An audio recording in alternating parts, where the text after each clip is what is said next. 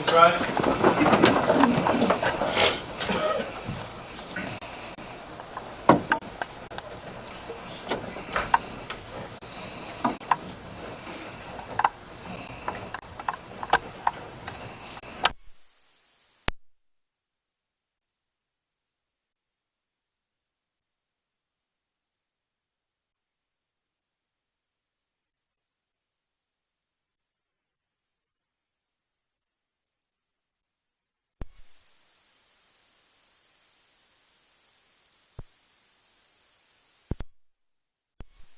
Their closing arguments from counsel. We will first hear from the defense counsel, which is Mr. Fisher.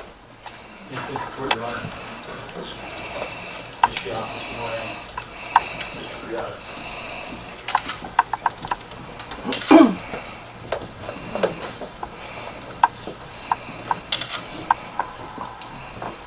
What I am most struck by over the last 12 days is how little I want to be 22. If you asked me a month ago, 2 months ago, a year ago, I probably would have told you I wanted to. But no. 35 now. And I think about the things that I wished for when I was 22. I wanted girls to like me. I wanted to be thinner. I wanted to make money. A little thing. For 35, the wife, the 2 children, it's not what I wish for. I wish for their health, for their happiness over my own. I try to go and make a good living. I try to do a good job for them. I wish I were a better word. I wish I knew exactly how to find the words to convince you of what I need to convince you for this man. Because it's so important. It is the most important thing anybody can do is sit on a criminal trial. I wish that we lived in a world where we didn't have to lock our doors or make sure our kids get on the bus, set our ADT alarms at night. Because what the prosecution wants you to believe in this case is that we don't. We don't have to lock our doors. We don't have to have alarm systems. We don't have to watch our kids get on the bus because there's no other bad guys. There are 2 principles in this case that I think are really overarching. The first is that man's not a killer, he's a victim. The second, in the face of tragedy, no one wants mystery on top of it. You heard from Detective Rhodes, and I'm going to get into it in a little while, but you heard from Detective Rhodes that the day that this happened, Creato was in a 5x7 room for 12 hours and he answered every single question. And he gave them anything and everything he could do to help. No other victim in this case suffered that. When he asked to see his parents or his family, 2.5, almost 3 hours later, they find the brother. If he's not a killer, he's a victim, and he's been victimized in a way no one else has. Detective Rhodes told you he suspected foul play from the absolute get-go. And he told you it took him a week or 2 to develop Creato as a suspect, but I think as the evidence bears out, we're going to discuss it, that's simply not the case. But this man couldn't just go and grieve with his family. He's either a killer or a victim. And I submit to you that he's a victim. The other important, very important principle overarching the evidence in this case is that in the face of tragedy, no one wants mystery. We do odd things to explain what happens to us. Sometimes it's right, sometimes it's wrong. But this is as serious and as heinous a thing that can happen. This isn't 2 dope guys killing each other on a corner. This is a 3-year-old boy, and that moves people. That's why you have seasoned police officers out there crying. That's why I suspect many of you cry. That's why I go home and cry about this at night. Because it's as bad and as serious as it gets. It's heartbreaking. It's in the face of that heartbreak, in the face of this incredible sadness, this incredible tragedy, We can't accept it. The police can't accept it. The prosecution can't accept it. We don't know. We need to have an answer. The people need to have an answer. The people walking the streets of Haddon Township need to have an answer. Nobody wants to believe in the boogeyman. We'll all knock our doors, right? Not the SB challenge. Because they do what they want. DJ Creato.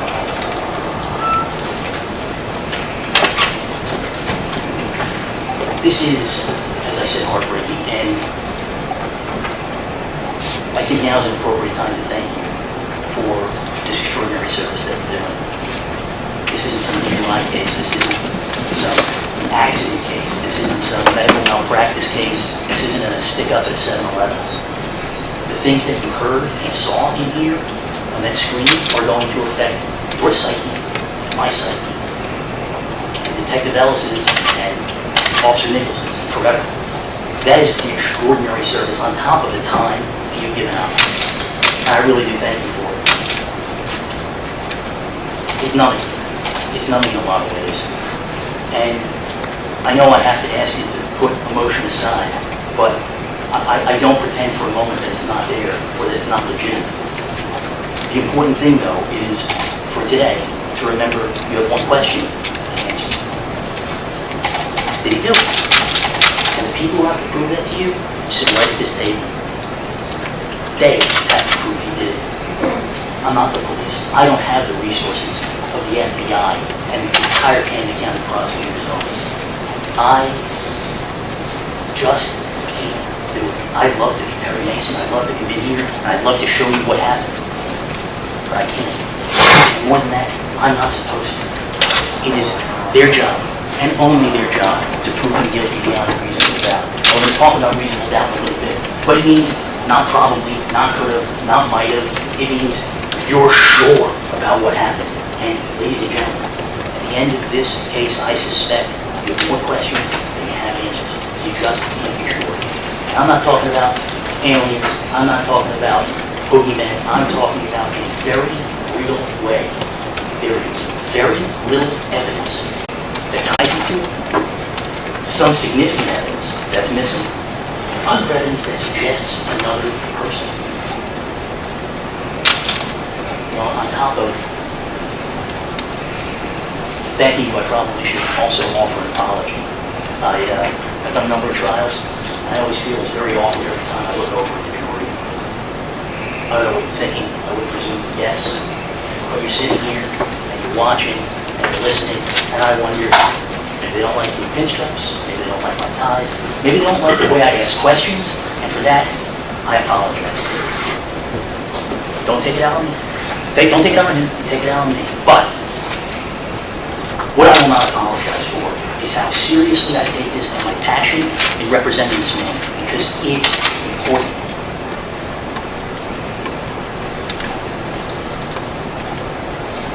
This burden of proof that the prosecution has, we talked about it a little bit in the case, and it never shows. The prosecution never gets to say, well, why doesn't Creato do this? Why doesn't Creato's lawyer do that? Why didn't they call this witness? Why didn't they call that witness? Why didn't they call Creato? The judge is going to tell you at the end of this case, he doesn't have to testify. Not only does he not have to testify, you can't hold it against him for not testifying. In fact, I suggest to you, if you're going to do that, it's a violation of your oath. You raise your hand, you tell the court, I can't do it. No hard feelings. You all promise not to do that. You all promise to follow the law. What the law says is burden of proof is here. They have to prove him guilty beyond any and all reasonable doubt, and he doesn't have to do anything. I told you at the end of the case, he and I could sit there and play tic-tac-toe. We wouldn't do it if it means the seriousness of what's happening here. You saw all this evidence come in. You saw a lot of evidence not come in. And at the end of the day, ladies and gentlemen, they just haven't proven their case. I want to talk to you about the evidence that we saw and about the investigation that the Camden County Prosecutor's Office conducted. Because remember, day one, we're there. Ms. Shaw's there. He's on the scene. Homicide, Chief, Camden County Prosecutor's Office, there. Michael Rhodes, Detective, Camden County Prosecutor's Office, there. There's that 911 call. That's how it all starts. That 911 call where Ms. Shaw told you at the beginning of the case, he sounded flat. 6 minutes into missing his son, she says he sounds flat. You heard it. He didn't sound flat. He had the appropriate level of concern someone who doesn't suspect the worst has happened has. And you remember later when Detective Rhodes is asking about it, he says, I wait 20, 30 minutes before my son's gone missing. 20 or 30 minutes? Seriously? Come on. He's funny. You know where he is. Only 30 minutes for a missing 3-year-old? No. He doesn't assume the worst, but he knows he needs help. He called his mom, he called the boy's mother, he went looking, and he called 911. He did what any normal, reasonable person would do and tried to give you information that would help. They say, oh, he said he locked the door, he didn't lock the door. He doesn't know. He's in a panic, he's trying to give the information to the people asking him as best as he could. And you saw Officer Kurt Gurney says he shows up, they're looking for him, he answered every single question he could that he felt would be helpful. He let him look anywhere he wanted, in the car, in the apartment, go look at my parents' house, wherever he wanted. You heard Chief Jankowski from Communications say, day one, we're on 911, and it says he doesn't know if he wanted off or what. He doesn't know. He don't want you to think he sounded flat as he knew. Listen to him. He doesn't sound flat. He's just trying to figure out what's going on. It's a normal, reasonable reaction for a person who doesn't know what's happening. Each and every single one of those CAD reports said over and over, doesn't know what happened, he wandered off or what.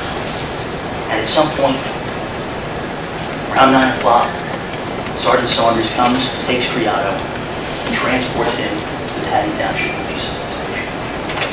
Sergeant Saunders tells us Creato answered every single question he asked. He let him go through the house, go through the car, told him to go to my parents' house, whatever you can do, whatever I can do to help. It's now some 3 hours or so after he reported his son missing. There have been police on the scene, his parents are there, Sam Donato, the boy's mother, is there. He's told them everything he knows more than once. Because I know the Shah's going to tell you, look how practiced it was when he was talking to the detectives. He's told the story 40 times in the last 3 hours to every police officer that would listen, to his mother, to his father. Everybody in the neighborhood is saying, what's happening? It is practiced, because he told everyone.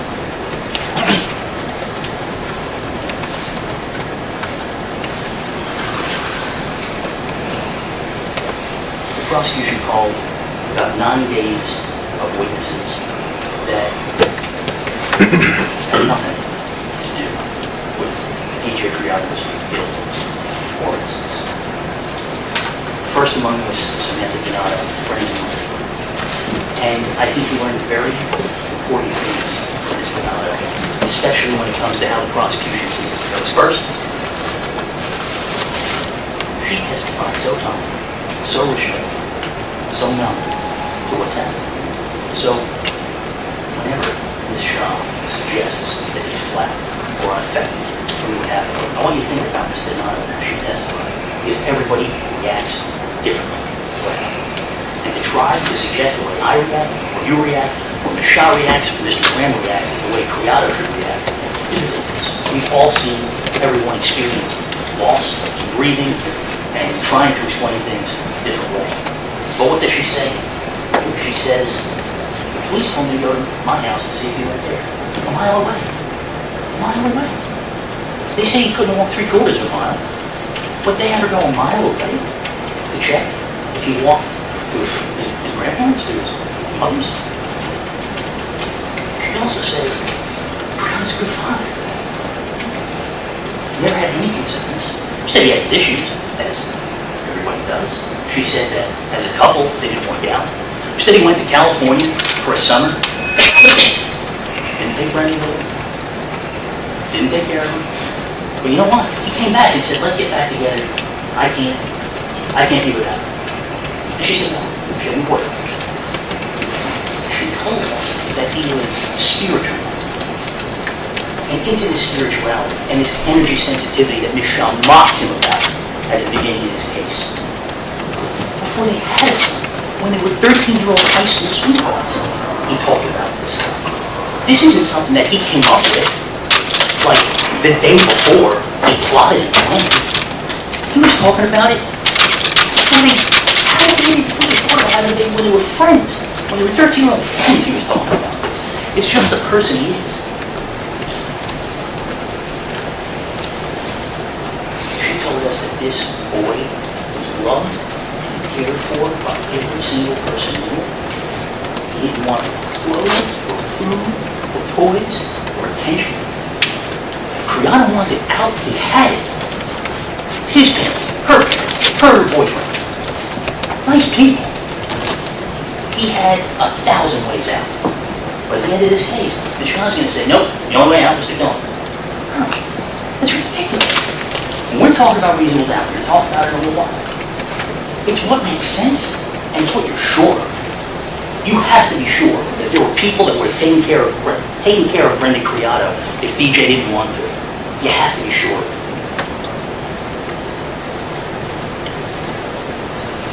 She says DJ owed a little money. A lot of people say DJ owed a little money. The landlord says it at some point. And the parents, they don't know. They live a block away. But I think this is an important note.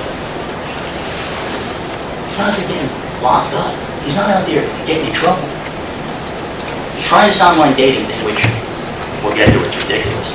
But otherwise, he's with his son, hiking in the woods, or on a ladder, changing a roof, fixing a gutter, caulking windows. I mean, he's at work. That's what he does. Killer?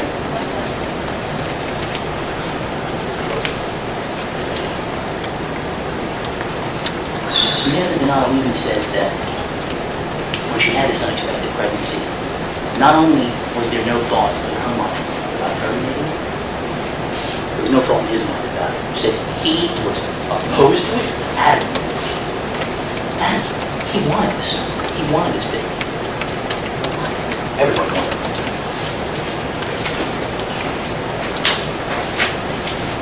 Prosecution called Lisa Creato, my client's mother, whose mom's going to say something bad about Mike, but she gives us more important information about how Brendan was cared for and about the situation. Brendan, DJ, Sam, she says her daughter Sarah was often the babysitter. She says that he didn't want for clothes or food or toys too. He had everything all over the place. Clothes at this house, clothes at that house, shoes at this house, shoes at that house, toys here, food there. She says he went out a few times into the backyard without permission.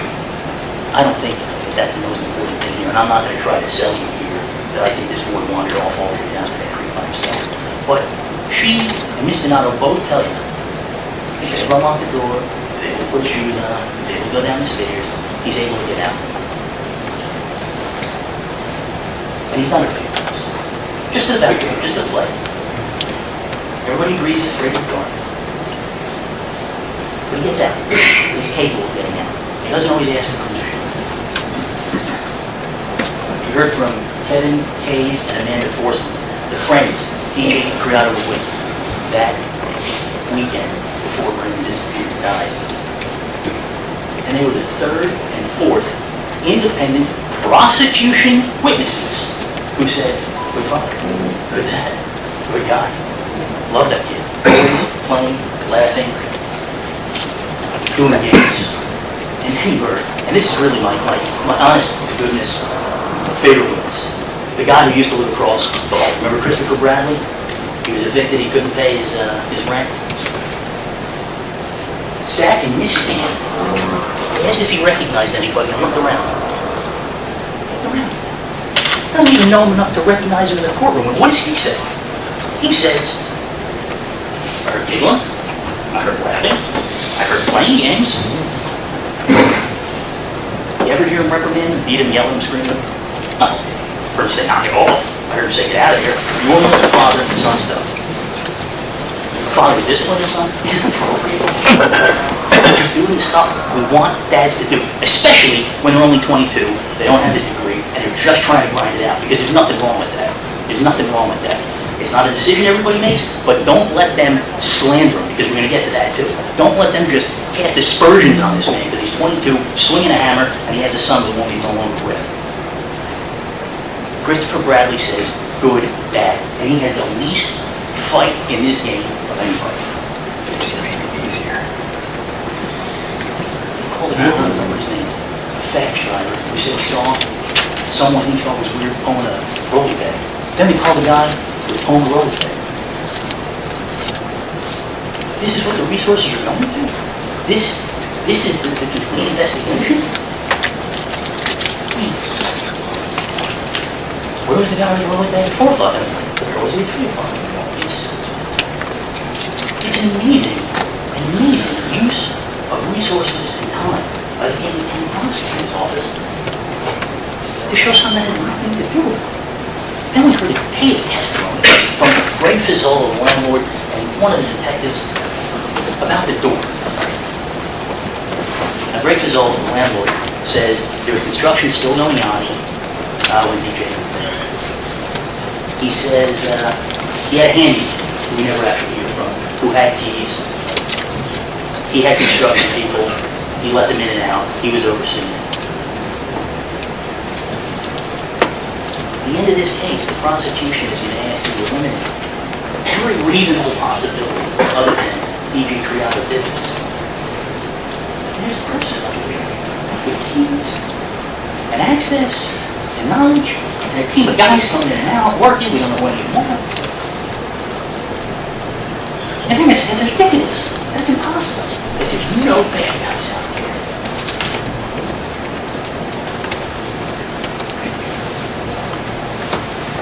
The most important thing, though, that Greg Fizzola says in his testimony is that in order to see the day on this door, is that exterior door is spring loaded. And if you go out and they close behind you, it's locked. Now, they want you to believe that that's how some secret guy didn't get in, some boogeyman didn't get in. Besides the fact that Lisa Creato testified, Greg Fizzola testified, detective testified that this thing could get picked very easily. It also means that if Brendan steps out under that lock, when that door closes behind him, he can't get back. He can't get back in. And in a situation where that happens, what's he do? What's a 3-year-old do? The door closes behind him and it's locked. I suspect he doesn't wander down to the river. But does he try to go to grandma's? Does he walk around the block? Where does he go? But they spent a day making sure you understood that door was spring-loaded, and if it closed, nobody else would just be able to come in and open it. But what if somebody goes out? What if a 3-year-old with no key goes out? Then what? He can't get back in.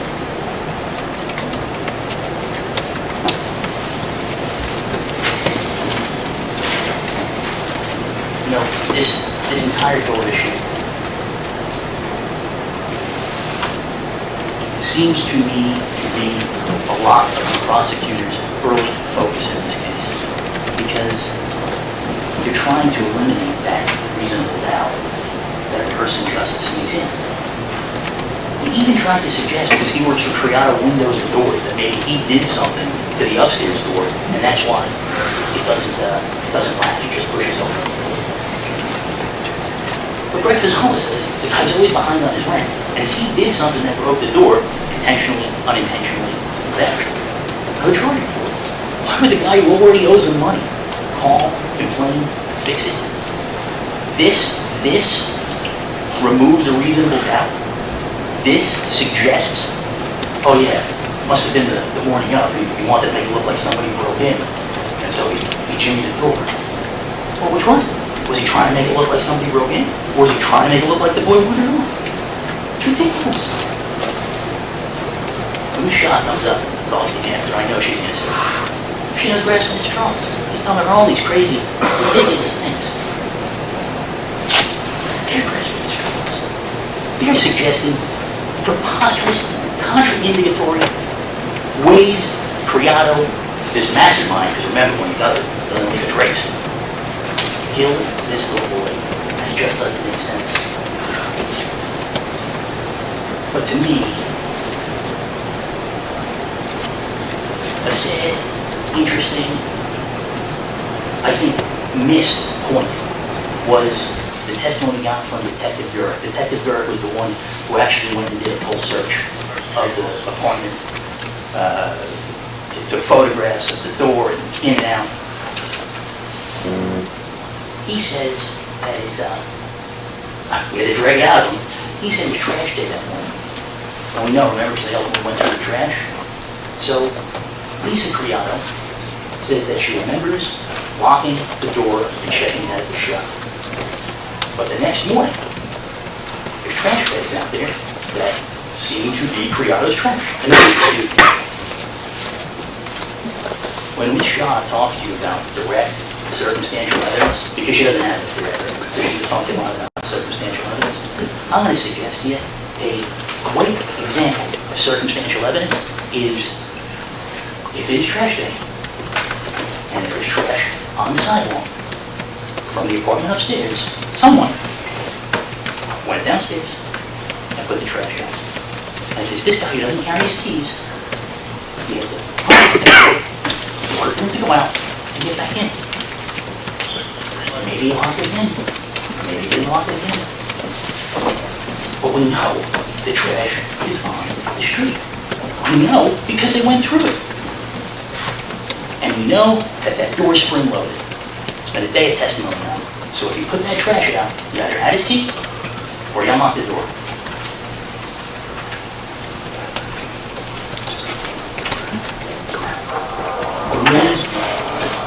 Brendan's found. He's ultimately been found by two police officers. You remember Tommy Nicholson, the canine officer from the Delaware River Port Authority Police, and her Sergeant Quigley. Tommy Nicholson takes one of Brendan's slippers. She has her canine partner smell it, and he heads off in one direction. That direction is, in fact, towards the grandparents' house, towards the Creato's house. Loses the scent. They take a break. She praises the dog. They start over. This time they go in a different direction. She says during that time the dog is serpentining, I don't know how you say it, but he's trying to find the scent. And where does he get the scent? Where does he find the scent? Where is the scent strongest? When he gets to the front of that part. If Brendan got out, walked out, he doesn't have to get all the way to that creek, because he may have started toward his parents, grandparents, Lisa and David Creato. But the reason we lock our doors at night is because we don't know who's down here. You know what Officer Nicholson said that I thought was interesting? When she was going through training and experience with the canine and all the things that she does, she specifically referenced 3 examples that involve the woods. She says, you know, when the bad guys run into the woods, when the bad guys go out into the woods, when a little kid gets lost in the woods. It's the 1600s, Nathaniel Hawthorne, the forest is a dark, scary place. These are the closest woods to the house. If some nefarious person got him, grabbed him, did something to him, that's where they're going to go. That's where they're going to go. It's the nearest spot.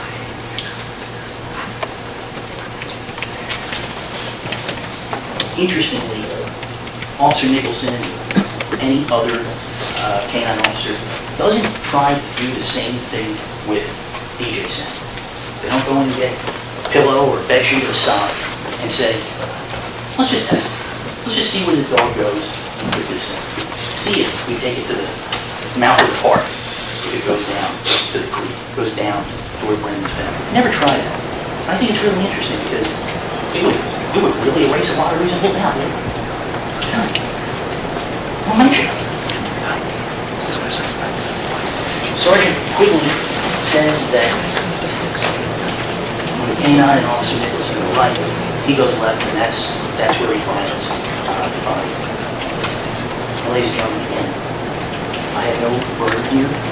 I don't want a burden here. I don't want to be the police here. But you remember when we went out to the scene, and you remember that very spot where Sergeant Quigley said he was. Remember holding each other's hands, trying to step over that dip on the path that Sergeant Quigley called well-worn?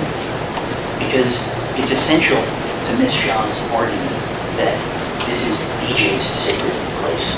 this is where he goes. But Sergeant Quigley doesn't know him. Says, no, it's a well-worn path.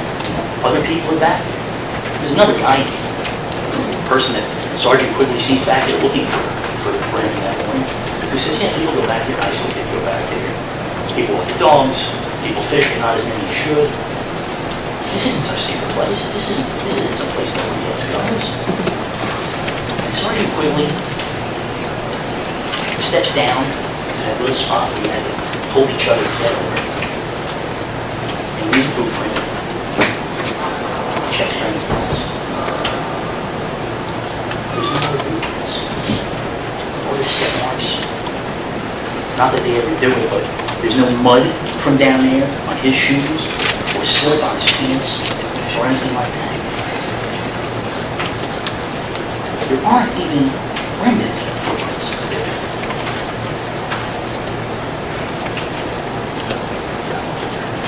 If that, in and of itself, doesn't make it down,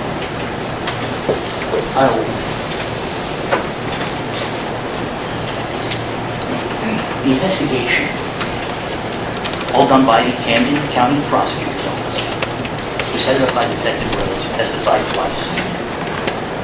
His supervisor was Captain Delaney.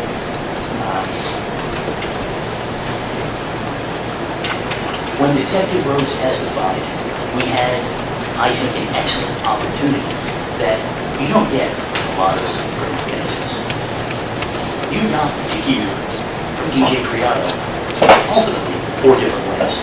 You got to hear his 911 call. You got to hear an hour of interrogation without the benefit of the lawyer, without the benefit of the rules of court, an hour of him answer questions in a 12-hour period where he's held. Because remember, he's not a killer, he's a victim, and he was subject to things no other victim was. So an hour of him sitting there, answering questions, doesn't know what's going to come, doesn't have all the evidence, boxes of discovery. He doesn't know. I'm not there. Well, I wish help with you, but I'm not there. In fact, Detective Rhodes tells you, I sure am. He says, I'm a detective. I'm going to work. 3 times he says, I'm going to work. Over 12 hours, 3 times he says, nope, give me a test, ask for my phone, ask for my DNA, ask me a question, I'm here to help. Every single question he answered to Detective Rhodes pointed at him in their theory. Does he say, that little scamp used to wander off all the time? No. He says, my son wouldn't do that. He would wait at the door, he would put his hand on the lock, he wouldn't go outside. Killer. My son's afraid of the dark. He wouldn't go out on his own. I've taken him down to Cooper Park. I go all the time, but not lately. If this man is trying to sell a line to this experienced detective, doesn't he say, I take him there all the time, he lost a toy there the other day, and he's been trying to get out for a week? No, he tells them the truth. He answers every single question. He never says, I only saw an hour of it, 12 hours he's there. He never says, I'm not answering any more questions. Where's that lawyer that he says is here? I want a different lawyer. Get me someone. No, I don't want to give you my DNA. No, you can't look through my phone.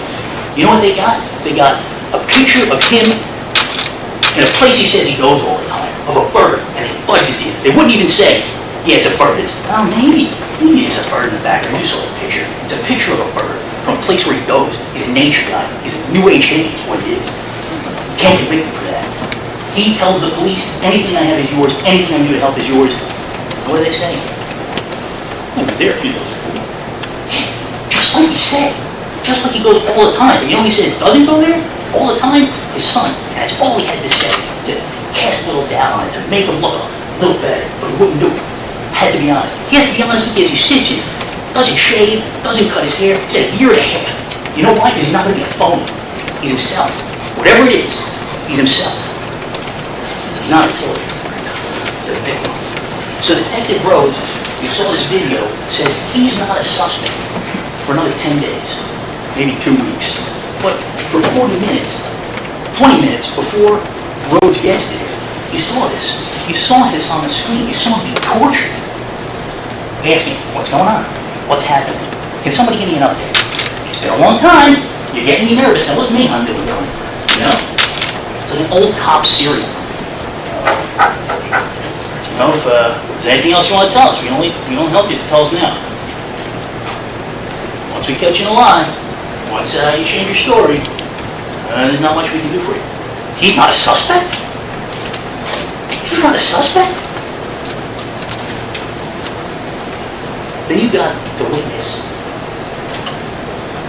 such a sad moment when Detective Rhodes tells him, your son's deceased. And Miss Shaw and Mr. Moran want you to believe that it's play acting. That shriek, that shrill scream, that getting on the ground.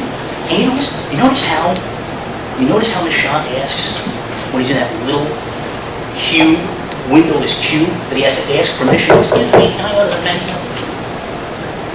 Oh, well, can you hear things going on outside?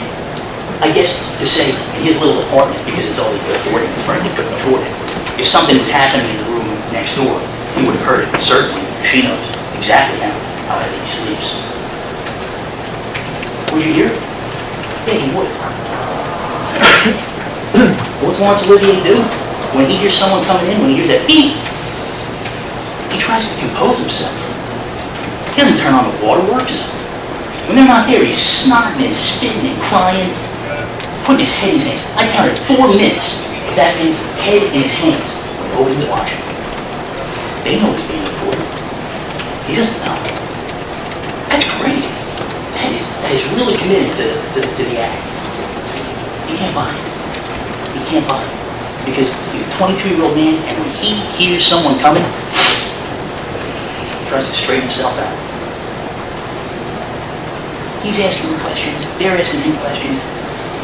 They tell him to calm down. He tries to calm down. He tries to witness them out of it. Understand? He tries to be helpful and composed and give them the information that he thinks is right. Because he doesn't know how.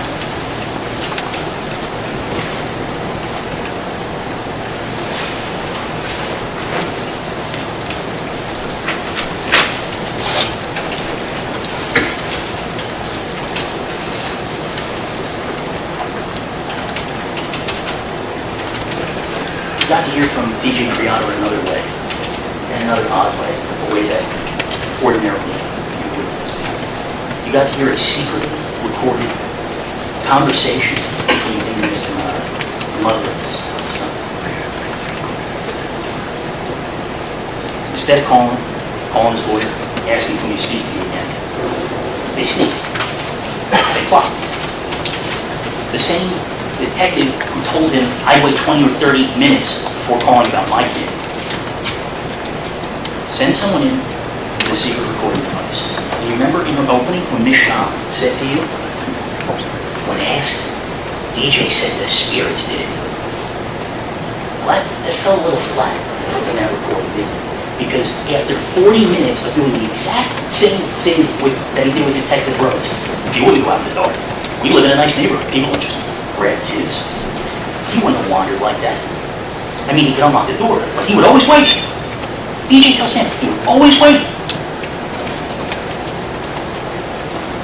And then, 40 minutes into it, after he's described what he would do if Brendan Digger would get out and someone got him and they catch him, Dad says what he would do if he got to him before the police, and I know why he would.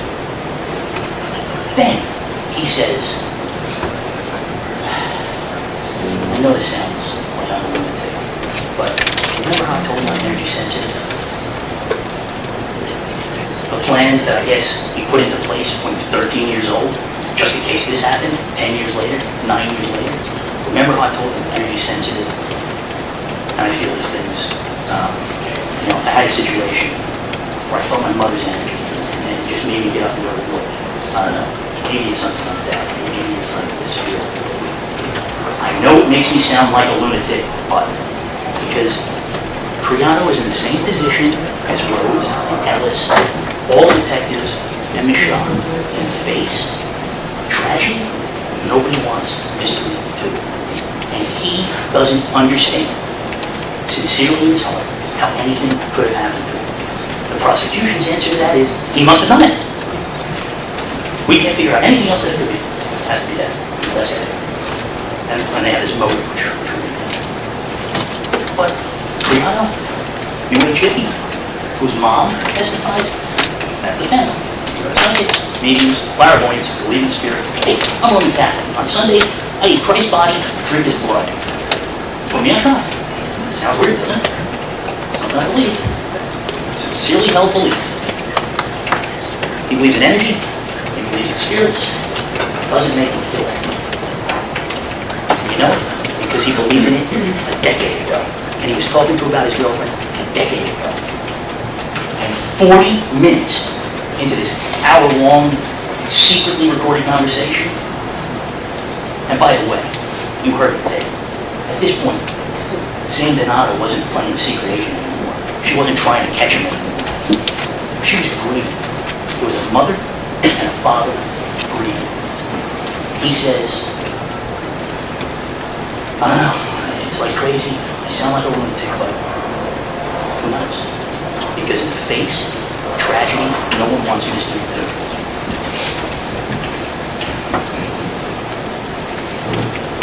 If these people went through their grieving process, I can only imagine the things folks said. Like, about his plan. It's 3 days after. It's time to the angels now.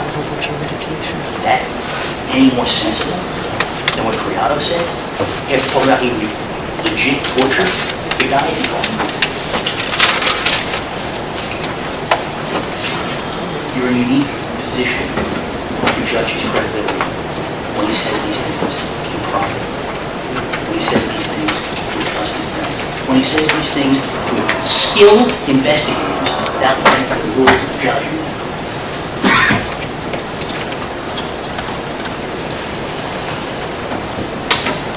Makes sense? It's sincere. It's an impossible thing to think going through this what one might do. But is the way that he handled it so unreasonable?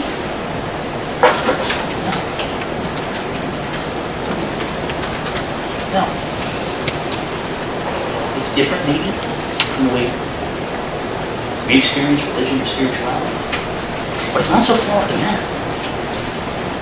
And it wasn't over there. The way I submit to you, Michelle, I promised that this is his excuse for what happened. He even says to Sam Donato, my lawyer said something about hypothermia. Doesn't make sense. He's shooting down my feelings. That's how sincere he is. That's how committed he is to, I don't know what happened. I know what makes sense and what doesn't make sense. Hypothermia. No. He said it's a decent walk. He doesn't think so. He says it. He does. He tells the police. He tells Sam Donato. If you look at courts, he told you.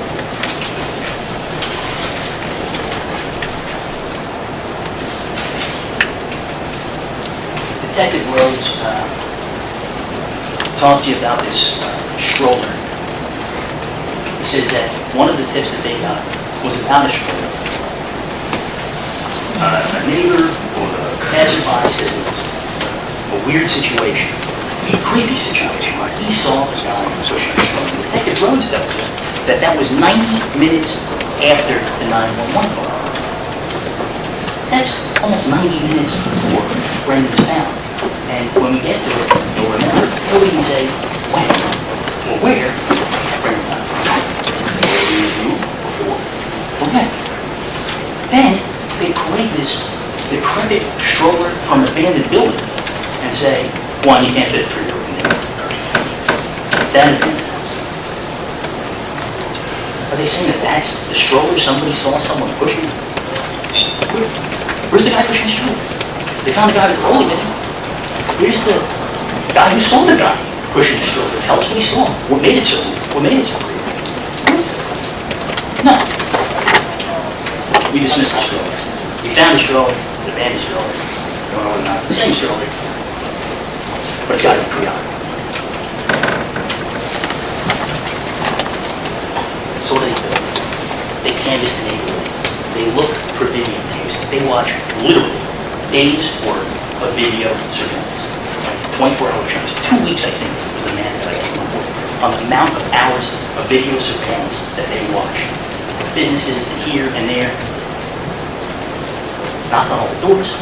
Ultimately, go through his laptops, his friend's old laptop that he let him have, his cell phone, which he gave to him. It's a goose egg. Think about the man hours and the money spent on that for a goose egg. For, and I said it 100 times, this is part of my apology. I'm smug, I'm arrogant, I'm a jerk. Not me. Not an ES man over there. But know how to kill a kid and get away with it. How to take a life and leave no trace.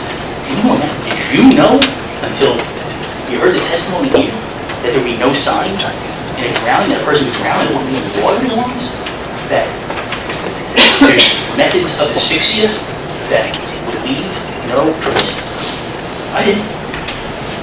We're supposed to be peeping?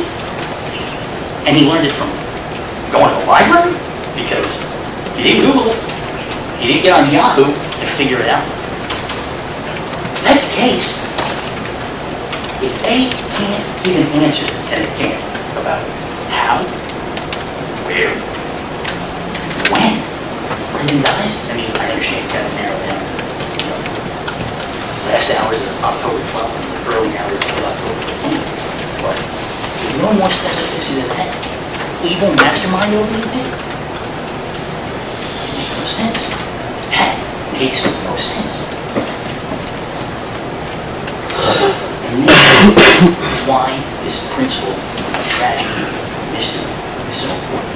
Because when you spend time and money and man hours, the Camden County Prosecutor's Office of going through all of those videos and the hard drives and the cell phones, and you come up with nothing. Now you gotta go back to the police and you gotta say, sorry, straight up who died. But they don't. Because they knew who it was they want, right? Captain Minahan's in there saying, come on, just let us know. You can fix this. We can help you. So, Captain Tulane, Detective Ellis, Detective Lumber, Sergeant Norcross, they talked about a lot of the rest of the investigation that I think is really important. The first is this SOC test. This is not a scientific test. Because I don't believe this boy wandered all the way down to that creek, I'm not going to get into it very much. But what I believe, and you can believe anything you want. You can believe he lost a pair of shoes in the river and they should have dredged it and the scuba driver could have found it. I can't stop you. I'm trying to be realistic. I'm trying to be responsible in the way I approach this evidence. And I don't think he could have walked down there. I don't think anybody could walk down there without a flashlight. In fact, almost every police officer, detective, and everyone else testified that, except Captain Tulane, who said, no, we did it without a flashlight. Well, except we used the flashlight. Then we shut the flashlight off and tried to walk down there. When they did those searches of his car, his house, everywhere else he let him into, by the way, no flashlight. I think that's important to every single person said. On a little moonlight, on a little ambient light, no light. Can't see your hands in front of your face. Horrifying, probably. So they do this SOC test. I don't want to belabor it. They do two. One with an adult, next. One with a 3-year-old, who had the same weight, but not the same height as Brendan. And they put the socks on over rubber-free shoes, and they have her walk. And they get the guide where she walks, so if they put her in a puddle or in the mud as opposed to on the grass, that's all up to the police. You gotta trust the police on it. From the government, here to help.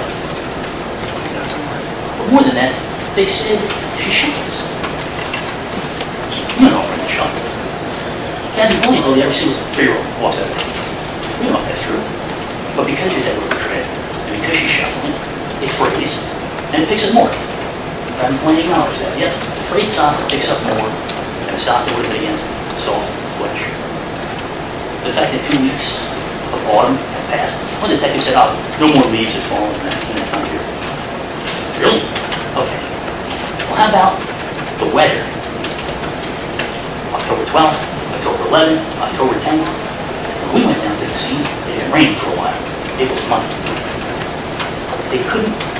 experts, however many they called, they couldn't get one person, I don't know, with an atlas, from the National Weather Service, whoever they want, they have all the resources in the world to say, it was raining on the 11th, raining on the 12th, temperature was this. No, nothing. We don't even know what the weather was for the few days leading up to when they did the test. Now, I'm not saying Detective Rhodes is out there with a fire hose spraying it down. But we don't know. Don't you think you should know what time sunrise was? What the temperature was? We know it was cold. Brendan had to put his coat on. Remember, as he was going from grandma's back to his father's. I think reasonable people can agree. It's colder, now it's harder. They may not leave as many prints. And the way they photograph these socks, no video, the way they photograph these socks, blurry, hard to see. And ultimately they can say, at some point, they get really muddy. We don't know if that happened in front of the house, a block away. I suspect as long as those socks are on pavement, and it's a little dirty, but it's not until you get down in the mud, where you hold hands trying to get over that spot, that the socks will be muddy.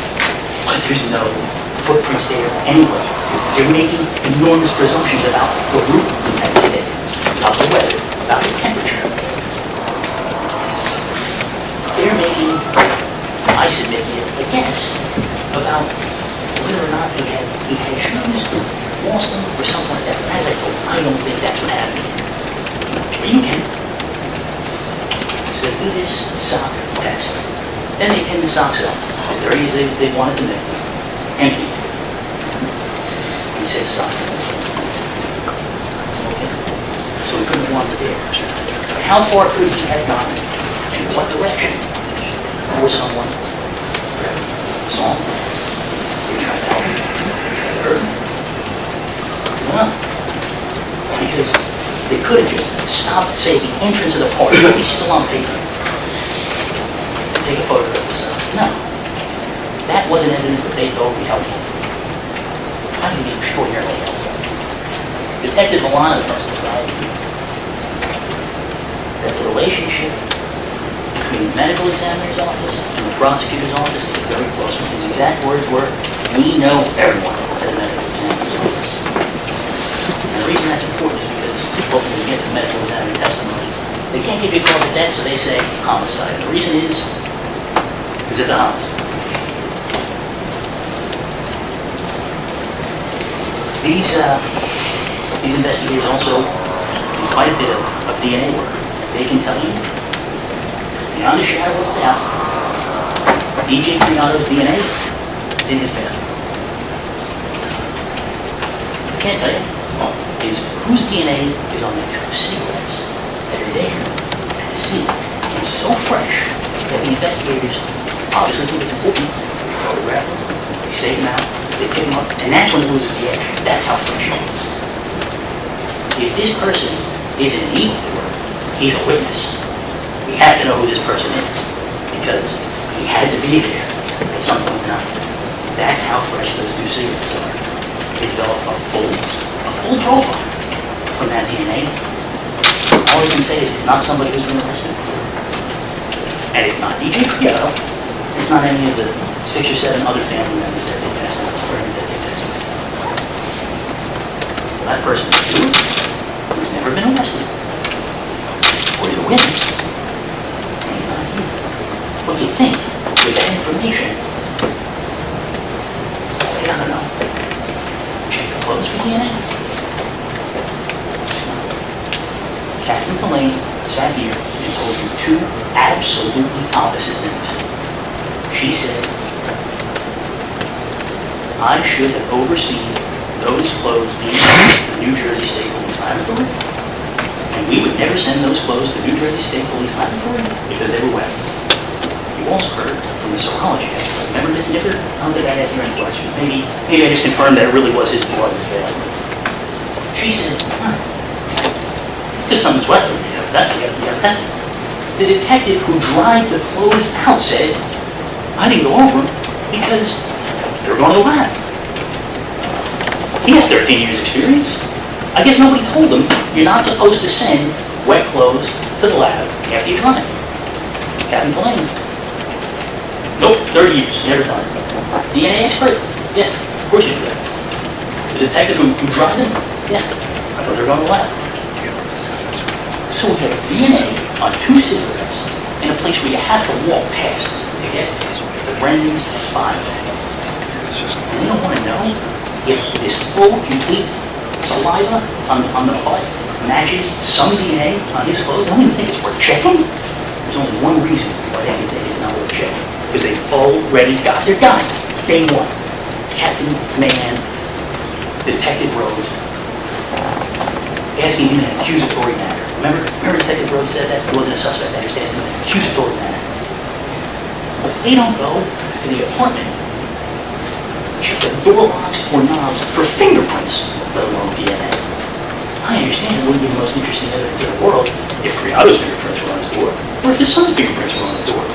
But imagine if they had one fingerprint that came back to some evildoer, that there was some DNA that matched the cigarettes in the corner. Wouldn't that change the entire outlook of this case? It's stuff we don't get to know. And this isn't asking for the world here.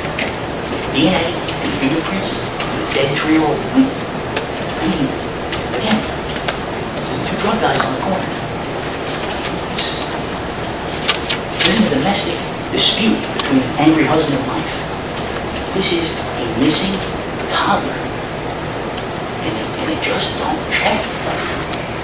And Captain Tulane has the unfortunate nerve to tell you, I should have overseen that. We never do that.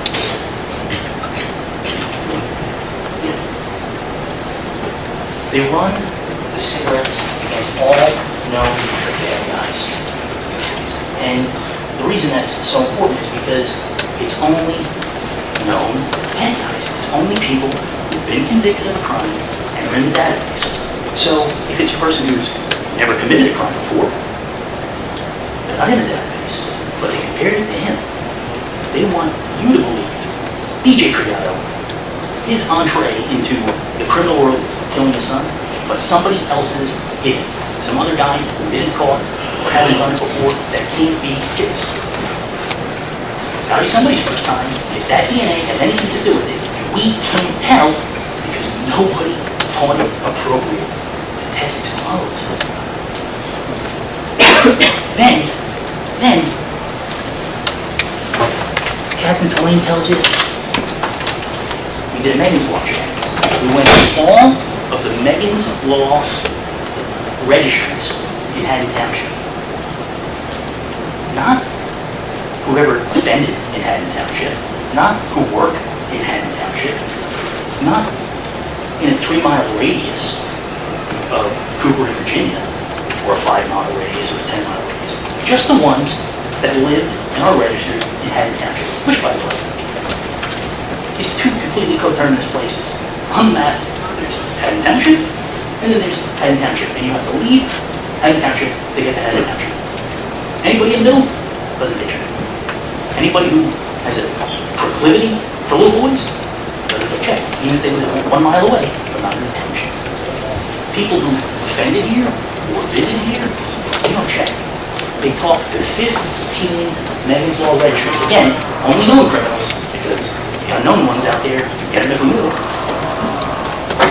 15 known criminals and 5 alibis. Always get them before you tell you. Well, if there were any red flags, we would have done something about it. Well, what about the 10 guys who didn't have alibis? Like, what else do you do? No, they came in, they talked to us, they're cooperative. We feel now. Who else came in and talked and was cooperative and answered every question? DJ Creato. I guess he doesn't get the benefit of the doubt. The way the 15 convicted sex offenders did. Or at least the 10 without an alibi. Not that we know anything about the alibis. Was it mom? Was it cousin? Was it girlfriend? Was it boss?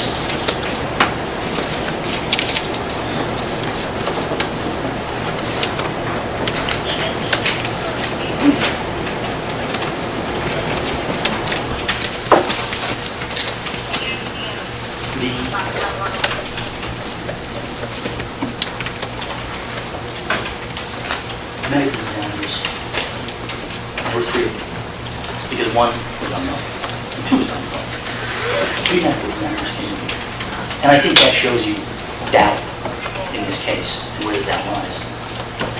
Three medical examiners came in. And they told me they did a very thorough investigation. It's appalling to me. And this was, I said it to you again, apologies from some other area. It's appalling to me that man put that stand and told me to thorough investigation. Forget about the second thing, forget about the obviously, forget about the $90,000. That man tried to find me, and he told you I did a thorough investigation. He told you he ran the top screens he needed to run, common drugs and things like that.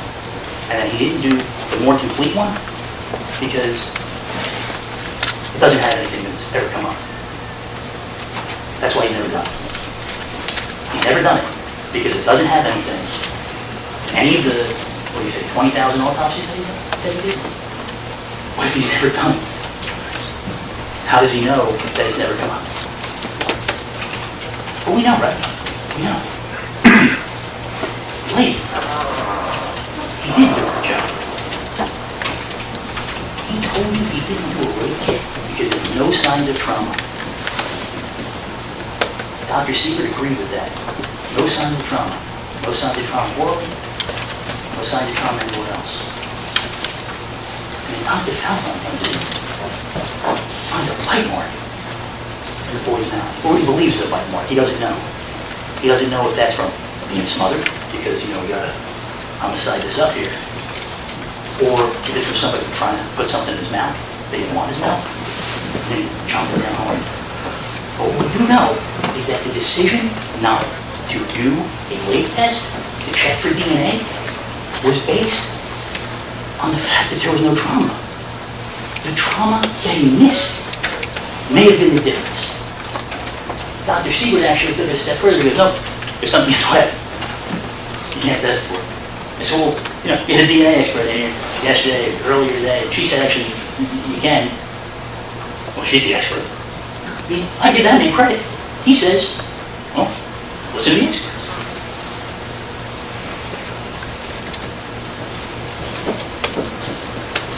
This case is not about fighting with a long piece of paper. The gimmicky thing. I'm not the guy who brought it. I'm not the guy who didn't see the most obvious, weak setup in the world about are you detail-oriented 4 times. But that man is the man who says homicidal violence. That man is the man who says no rape kit necessary. I don't want to play on your emotion, but Brendan Creato deserves better than that. That is absolutely, absolutely unforgivable. Dope one on the corner with a gunshot in his chest. I understand you don't need a full top screen. You obviously don't need a rape kit. 3-year-old boy, unexplained, with his pants down, and they can bring every single person from the Camden County Prosecutor's Office in here, and they can all say, nope, it was wrapped up like a hen. They can have meetings about it until next Tuesday. This is unacceptable. I'm sorry I'm raising my voice. It's not you, I promise. This man, the medical examiner, said, nope, not worth the resources. There was no signs of trauma. There was trauma, and he missed it. And he can't just own his mistake. We may never have an answer. This man may never have an answer about what happened to his son, because he missed it. That's unforgivable. It's unconscionable. It is absolutely reprehensible. His life hangs in the balance because he had a golf game? He couldn't do 2 swabs with a Q-tip? Imagine, for a moment, there was DNA there and it matched those cigarettes. Would he be sitting here? Would you be sitting here? This is grasping for straws? This is a boogeyman? Come on, do your job.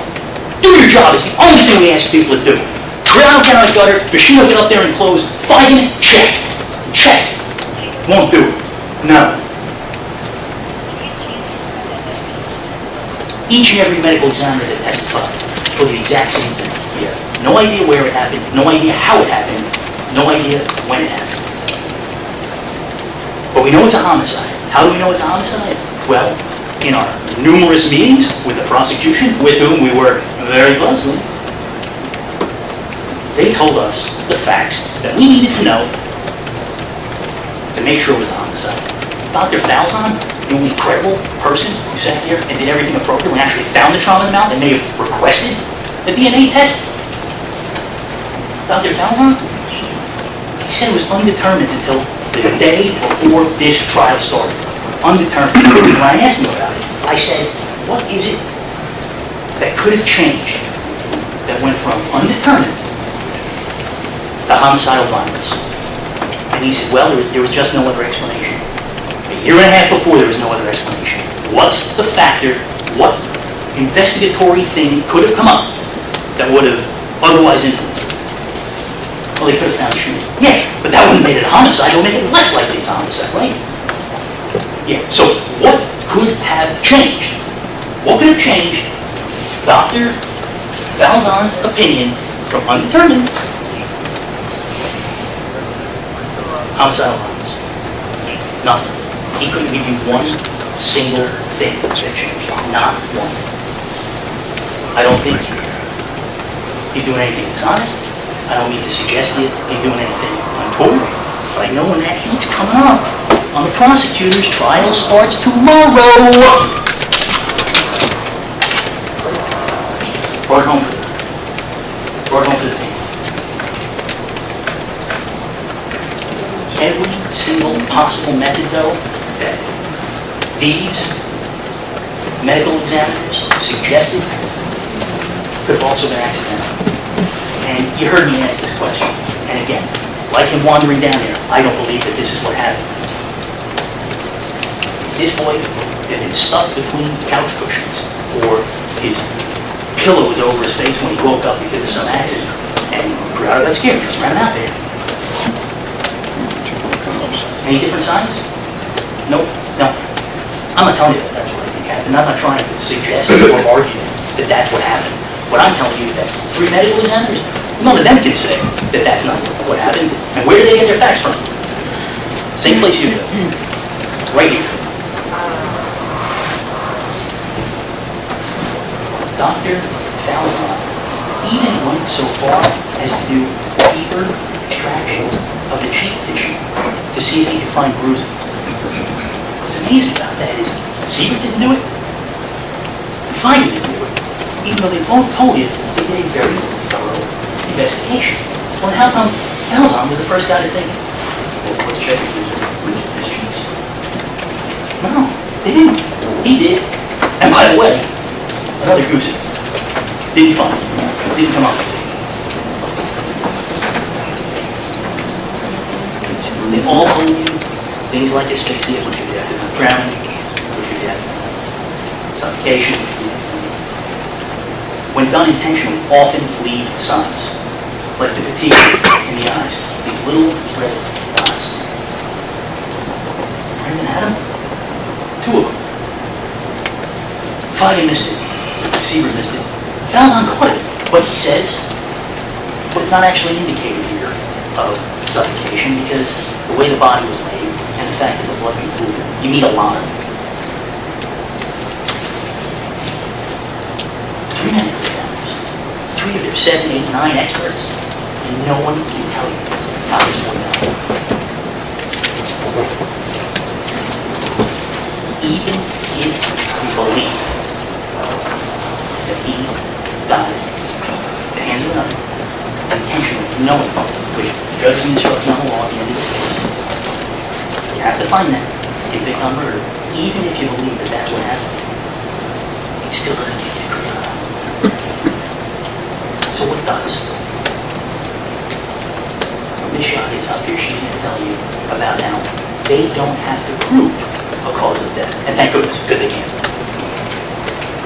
Even if you believe the cause of death, and one person thinks a different cause of death than another, that's okay, as long as everybody believes it's a homicide caused by him, intentionally or not.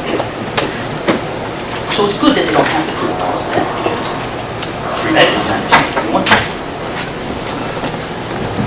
They also don't have to prove motive. But motive normal people, from playing, having fun, singing, reading books, reading Dr. Seuss, eating potato chips, and going to bed. Motive is what gets a normal person, or close to normal DJs, to murder. Your motive is his girlfriend, Julie Stensky. Brought her in here. She testified, I submit to you, plainly about their relationship. And she told you it was tumultuous, to say the least. In the prosecution's view of this case, all they thought about was Brendan Creato, about his son, about this anger, about this problem. But in addition to that, one case, an hour-long interrogation at the hands of skilled investigators, and an hour-long secretly recorded phone call, you got to read 25 or so hundred of his 95 or so hundred text messages. And they gave you the best ones. They gave you the ones that were really going to send home this conviction. And you know what? In the first 2,000 of them, there's nothing. In fact, it's the opposite of nothing. The things that Julie Stensky says are base, they're vile, they're immature, if you hate her, you're welcome to. What was he saying? I'm not going to put him up on the screen, by the way. I'm going to show you something a little bit. It is not my practice to try to do a presentation for you. I want you to just listen, and your recollection controls of this evidence. But I want to just mention a few of these text messages. I'm not going to bring them up for you. What you remember is what you remember. I'm very confident. You pay careful attention.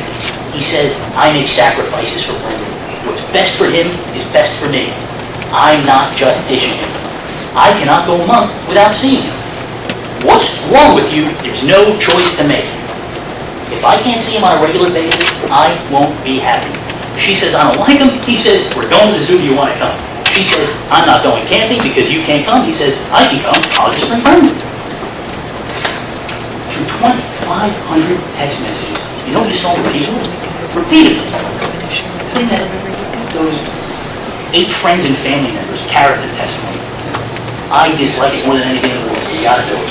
You gotta have somebody up there to say, yeah, he's a good guy who's not his mother or his grandmother. It will show exactly what those people said. He's a peacemaker. When she would get hot, he would change the subject. He would defend his son, but he mostly just tried to confuse him. She says, I can't have what I want. He says, we don't have what we want. He says, she says, you have a son, I want that. He goes, future, the future. I want the past. That's the confession here, by the way. You can't change the past, you can have whatever you want in the future. That's the confession. When you see that in the context of 2,500 other text messages, the best of the best of the prosecution. Is that really how it comes off? Oh yeah, I'll just they thought about everything. Money, parking tickets, when he was going to pick her up from the train station, and Romeo over here says to Dirty Juliet, anything for you. I'll do anything for you. What are you doing now? I'm on a ladder trying to put the gutter on. Come get me, leave work. I'll do anything for you. I can't do it. That's impossible. The guy won't get off the ladder, but leave work. This is, by the way, a job he's doing for his father. This isn't the time when everybody was laughing because he said, this is a legit 401k job. You can't just leave. This is what he's doing for his father.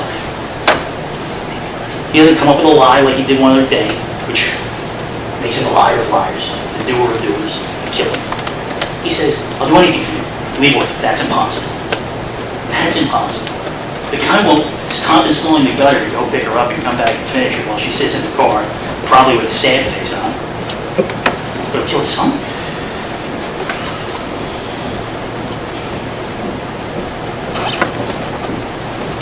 He may have bent over backwards for her in his work, but he always made it clear in those texts that he was doing it for something.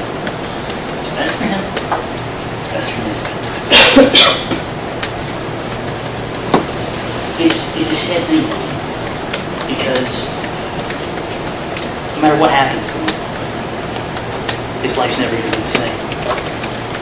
Not only because he lost his son, but because remember, he's not a killer, he's a victim. It's going to follow him forever.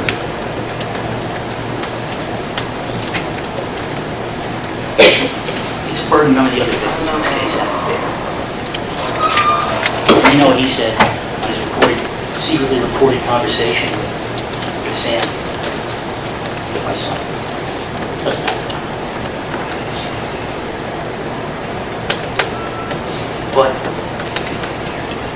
at 22 years old, he's texting this girl. She's texting him back. And she's great.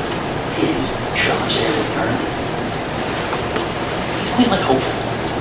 He's always like positive. There's not an ounce of negativity, except the one time when she's drunk at Wawa, he's telling her she's retarded. He spells it wrong. It's ridiculous. A lot of, no. If we just love each other and support each other, we get through it. As immature as he is, as foolish as he is, for anything to do with you. There's a lot of maturity in that. There's a lot of insight into, this will change. Your opinion will change. Look at others. Life will change. Now, there's none of that for him. He's not a killer. He's a victim. In addition to her ultimatums over parking tickets and pickups and money, and everything's down. What's lost, I think, on the prosecution is that frustration wasn't directly related to the boy. Well, she says she doesn't like kids. But the situation, she always calls it the situation. And that situation is that he has an ongoing, friendly relationship with the boy's mother. When she testified, Stensky told you, well, I just thought he would have been better off, and the kid would have been better off if we just, let it go with his grandparents. And that may very well have been true. But that's not what this guy wanted. He's swinging a hammer. He's going to work, take care of his kid, and he's trying to take care of it. This is why I don't want him to do it. Because all he's doing is trying to make the best of this situation. Just like every single person told me he did. But in addition to all the little ultimatums over and her temper tantrums that you heard about from his friends, he can't go to the bar with his friends, he can't do this.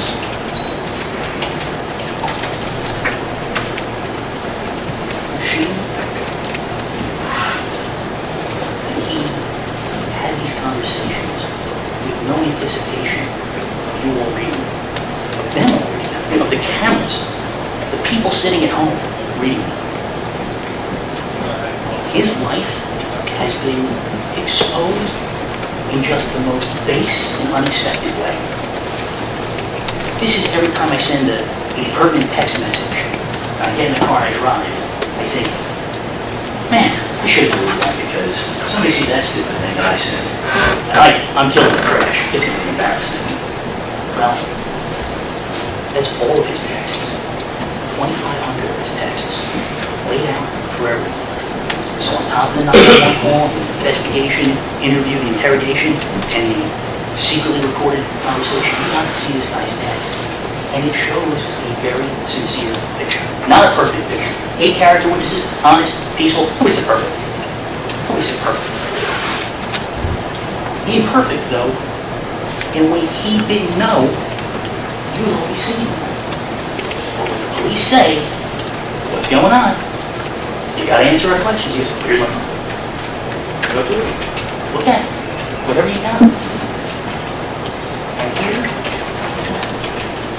what else did they get from his text messages? Other than that, he loves to go on nature walks, take pictures of animals. You get that sense he hates his situation. You never get, yeah, I'm gonna do it. Yeah.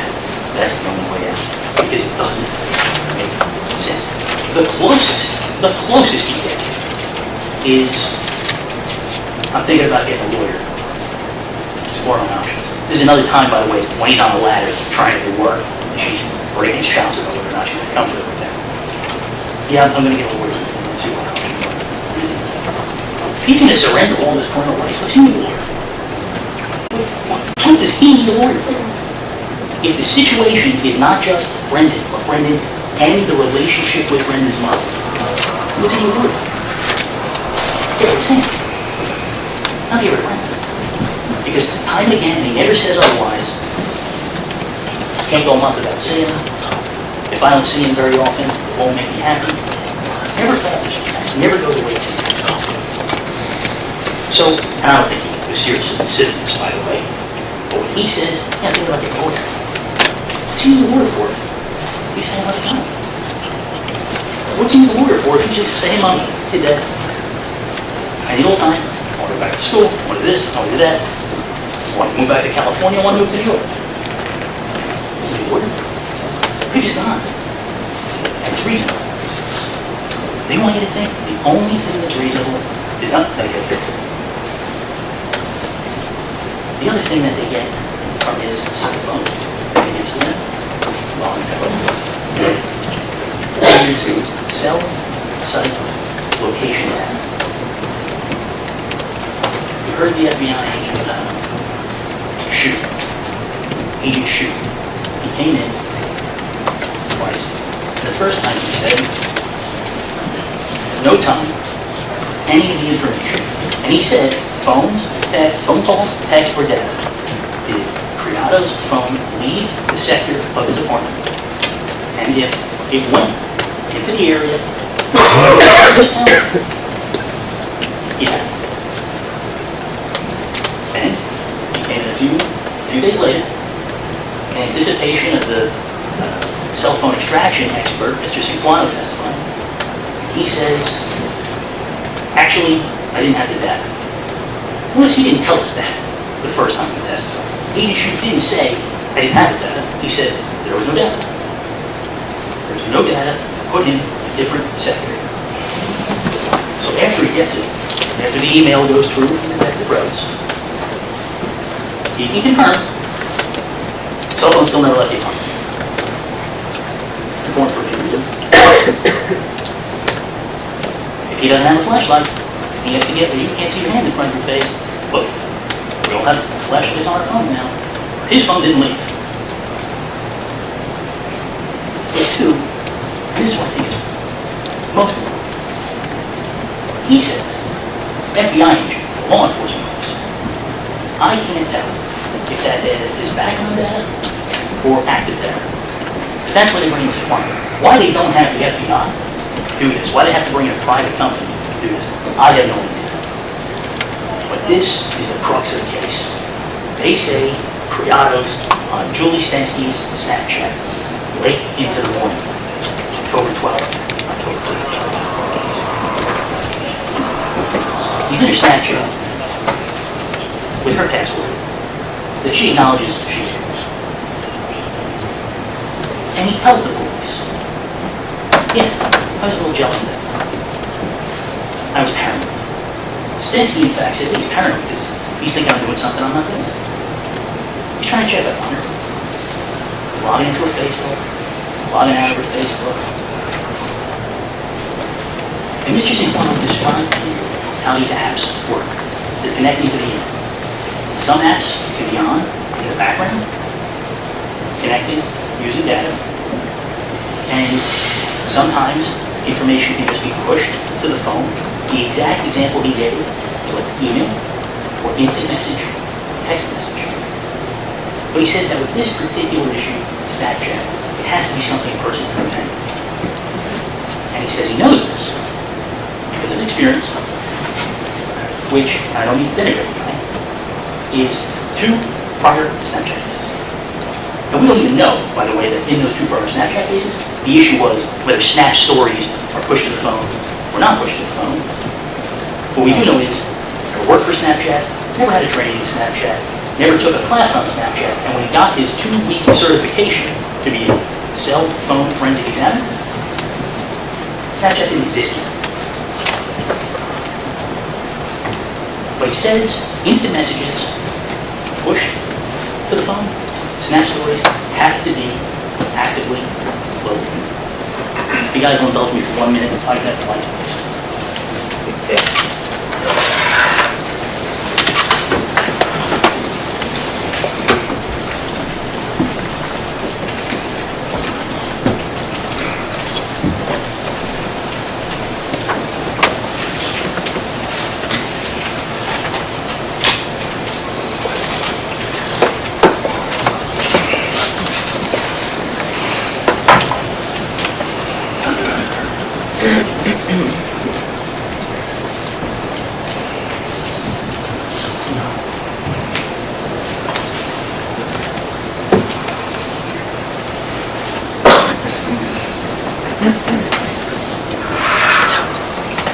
Am I blocking?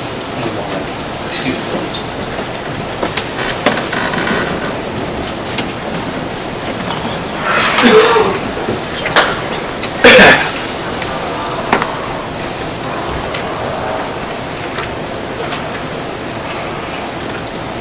Mr. Quanto told you he prepared this PowerPoint presentation in conjunction with the prosecutors in anticipation of his testimony.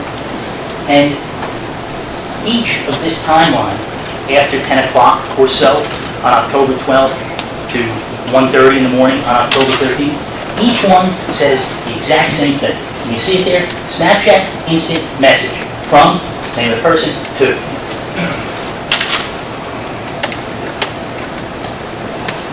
Snapchat instant message from Team Snapchat. You really thought she was cheating. Maybe even doing Snapchat too.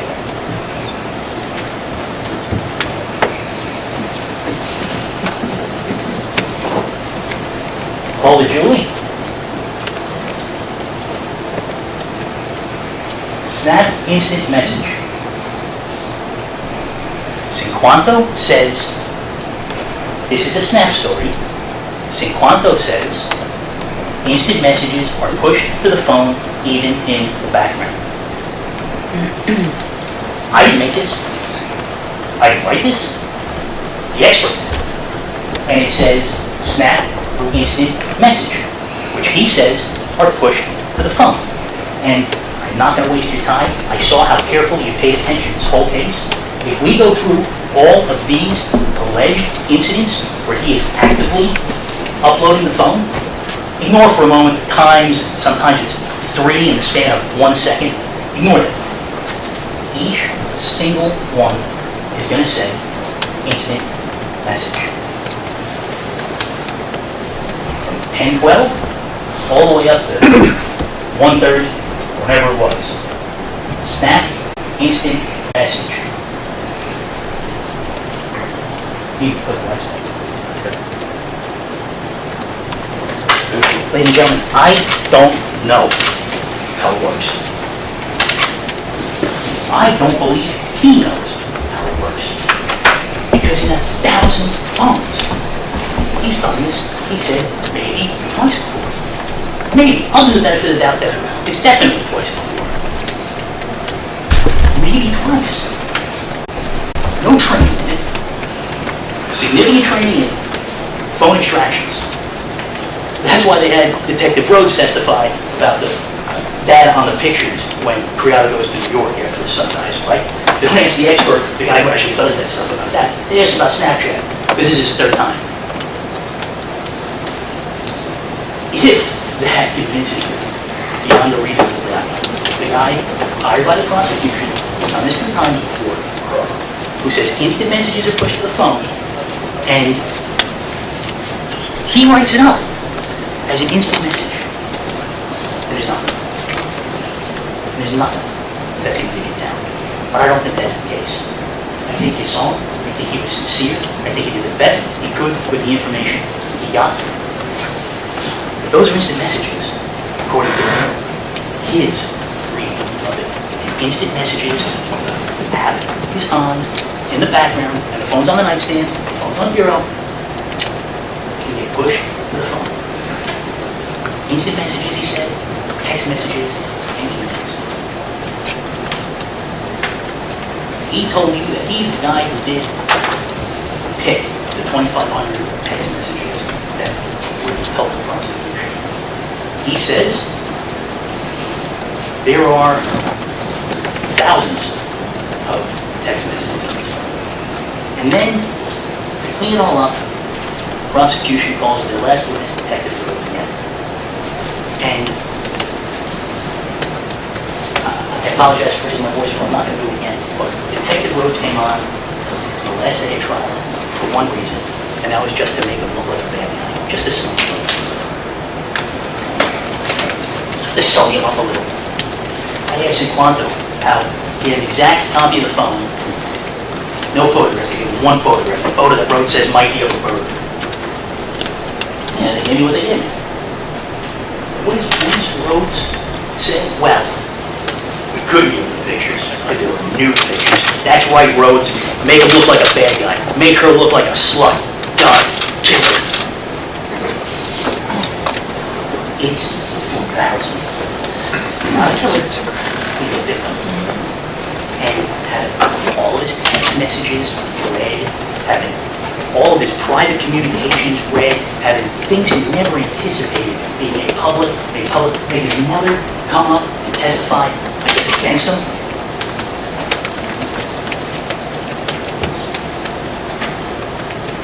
He went to New York after his son died. Remember when Lisa Creato said she begged Kevin Gates to take him out the following weekend because he was a lump, a mush?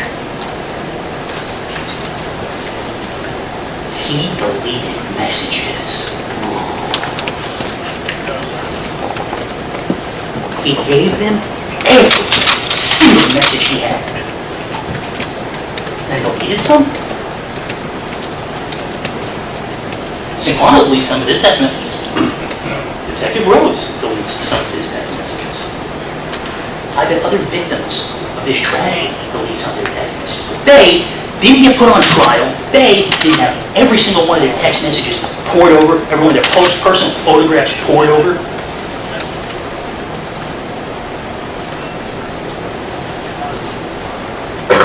Could you imagine what you would think of me and of him if I asked Amanda Donato what she did after her son died? If she went anywhere, if she had any fun or anything like that? Since something.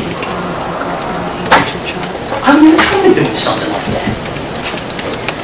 If they get Michael Rhodes, I'll understand. Took a picture of the squirrel, his girlfriend. She got naked sometimes. Bad guy.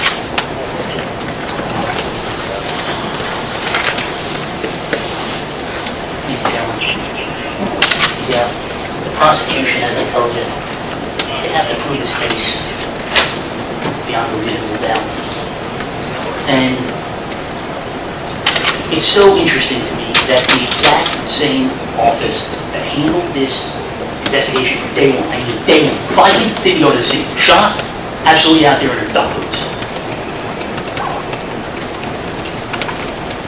This office, the state of New Jersey, the state of New Jersey versus little DJ.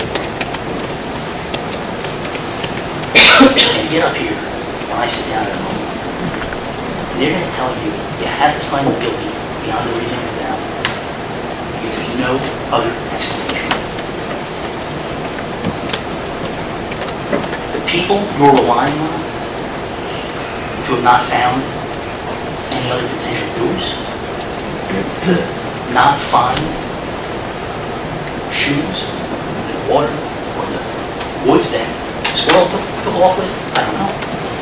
And nothing happened. Couldn't check the fingerprints on the door or on the lock. They didn't try to get a dog to follow his scent. They didn't do a tower dump on the phone. Remember Agent Shute talked about the tower dump? It was the second time he testified. I don't know what made me think of it. Probably some other case Do drug dealers shoot each other the way they did? They have the ability, he told me they have the ability to look at a sector or an entire tower and tell you every piece of phone data that's touched.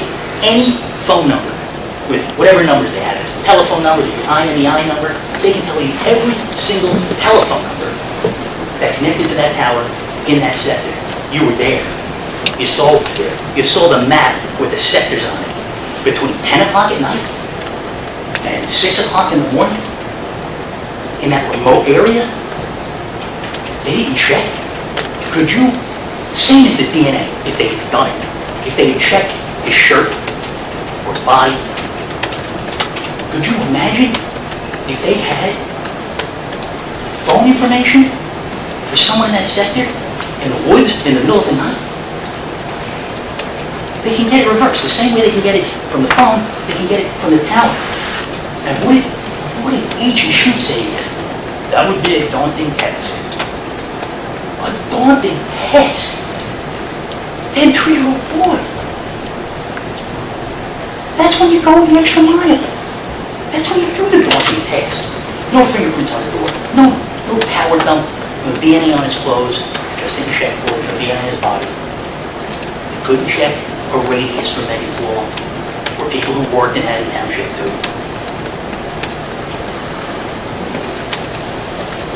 People told you can't get there without a flashlight and didn't find it.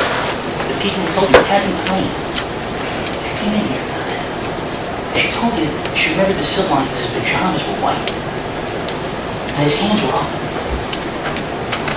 That picture burned in your memories the way it burned in mine. You know his pajamas weren't white. You know his hands weren't up. You didn't think about it the rest of your lives. Captain Tulane, in charge of the investigation. Camden County Prosecutor's Office, homicide, captain. White pajamas, hands up like this. This is the investigation that proves beyond a reasonable doubt. I told you before, reasonable doubt. Isn't maybe, isn't could, isn't even probable. And that takes courage. That takes courage to say. That takes courage for you to hear, and it takes courage for you to make a decision. Because you could say, probably did, and I don't submit that he didn't, halfway wrong. But even if you think in your heart of hearts, probably, that's still not proof beyond a reasonable doubt. But this is the investigation that leads to proof beyond a reasonable doubt. The medical examiner can't do a rape kit, doesn't have the decency when this 3-year-old boy is dead to bring a white piece of paper. Didn't go to the scene. He says, I have investigators who go to the scene. Frank Jackson, the funeral director, who went, never heard from him either. Eyes and ears on the scene. When he comes in to testify to you about this gravely important matter, the death of a 3-year-old boy and a man on trial for his freedom, doesn't care enough to read the investigator's report. His eyes and ears on the scene. Do a rape kit, find the trauma in the mouth. None of that. This is the investigation that leads to proof beyond a reasonable doubt. Did you hear Detective Rose tell you? He didn't interview my client's sister, one of the last people to see Brendan alive, gave him a bath. He didn't interview. Why? She had a lawyer. So? Did she ask the lawyer? What do you think he said yes?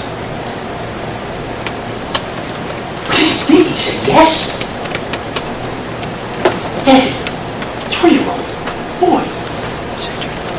Give me the old college try, telephone call. Howard done too daunting? Got it. Phone call? I don't know. You don't hear from him? You don't hear from Samantha Donato's boyfriend, who you remember I maligned at the beginning of this case? And I feel terrible, by the way, for doing that. I don't think this man did anything wrong. I have no idea. But you have no idea either. I didn't hear from him.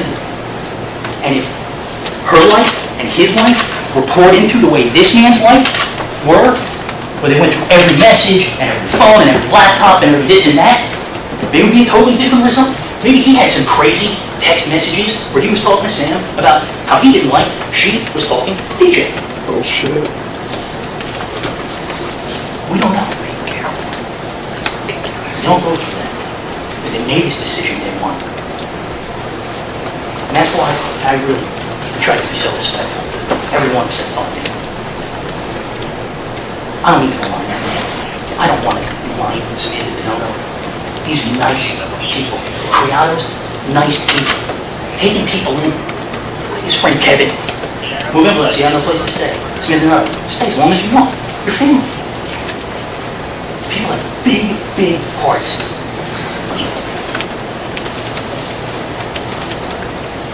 They all suffered this loss. And so did he. Because if he's not a killer, he's a victim.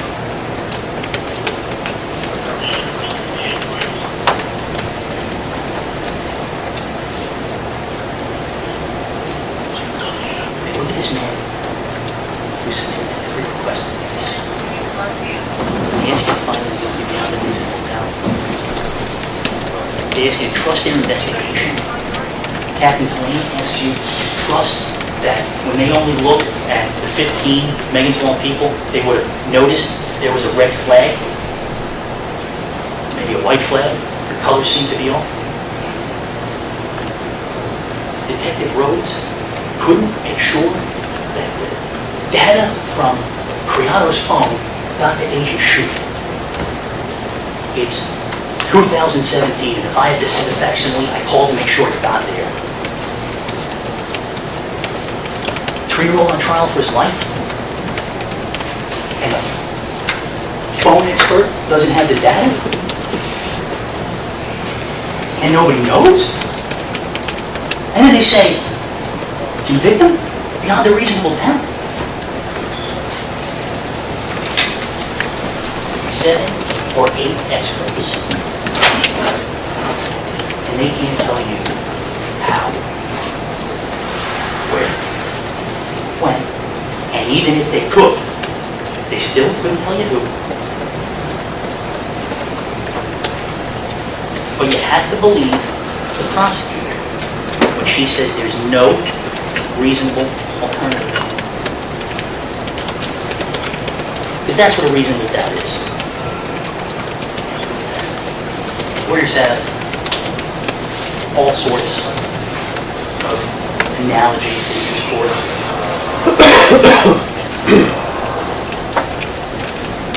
I have some, I guess, myself, and I think they're mostly corny. But when you look at how much time in this investigation, how much time in this trial went to, say, Julie Stensky's alibi, as opposed to Creato did it, that shows you reasonable doubt. That shows you reasonable doubt. And again, I'm not going to impose upon what I think happened or could have happened. That's for you to decide. But a reasonable person could certainly say that Stensky, I don't trust him. She went to New York, double back, come in, come out. I'm not saying you did that, that's what happened. Not Perry Mason, not Ben Matlock. Burden stays there. And you got Stensky says she's in New York. And some security person from the school says she went in there sometime in the evening, went in there again sometime in the morning. And you can't tell you anything more.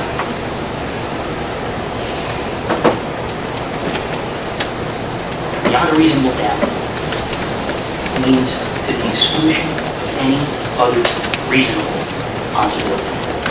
So you don't have to believe spirits at the lake. I'll give you that is not a reasonable doubt. It also wasn't a serious suggestion from a man trying to get out of trouble. It was a grieving father talking to a grieving mother.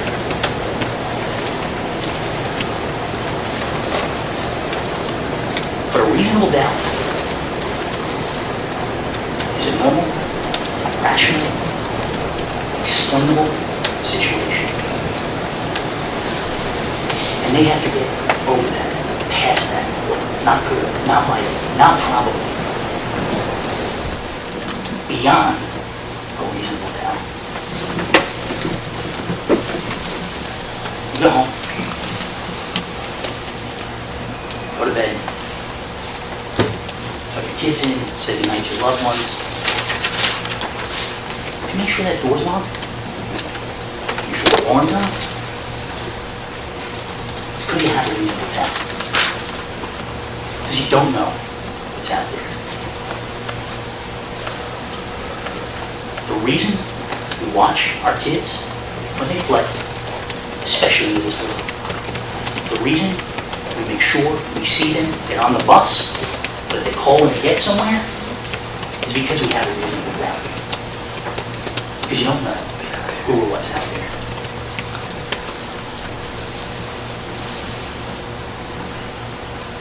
Each and every time you take that precaution because of some unknown, that's your reasonable doubt. That's your saying, to be on the safe side here. And what the law tells you, and what his honor is going to tell you, is that you have to be on the safe side here. Because if he's not a killer, he's a victim. The guys we call the Founding Fathers set this standard high for a reason. Because they didn't want the prosecution to have the last word. They didn't want the court to have the last word. They wanted you to have the last word. In this case, the last two words. Not guilty. Counsel, thank you very much. Members of the jury, we've reached the point where we're going to take our morning recess at this time. Again, discuss any aspect of the case and research. We'll be back in 15 minutes. We'll then have the opportunity to give the prosecutors closing comments until you hear my instructions that will have responsibility to give. With that, we're going to have a break. I'll see everybody back in 15 minutes. Please rise.